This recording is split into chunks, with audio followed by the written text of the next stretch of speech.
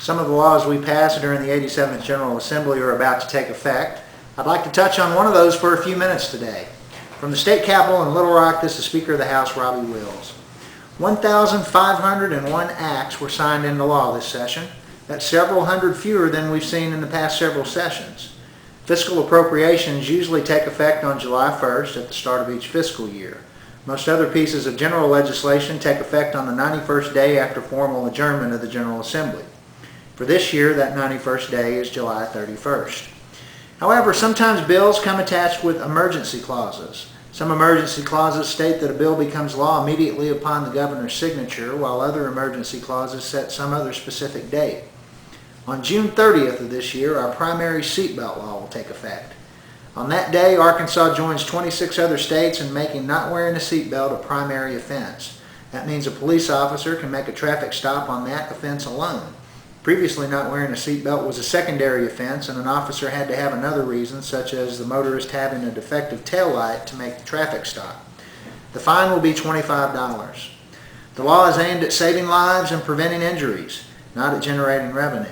If raising revenue were the point, the fine would be considerably higher. 83% of Americans regularly buckle up, compared to 70% in Arkansas, the fourth lowest rate in the nation. Our traffic fatality numbers and the number of serious injuries sustained in automobile accidents, I believe, reflect our failure to use seatbelts. For too long, Arkansas resisted a mandatory seatbelt law under the thinking that government was interfering in our lives.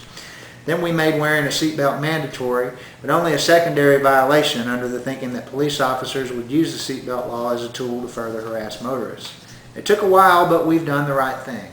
A driver who doesn't use a seatbelt is less likely to have passengers buckle up, or even to make sure children are properly restrained. This will save lives, and it will reduce the number of serious injuries sustained when an unbuckled driver or passenger slams into a steering wheel, a windshield, or a dashboard. Arkansas will be making a major investment in the coming years in a trauma network and in the quality of emergency rooms in several hospitals.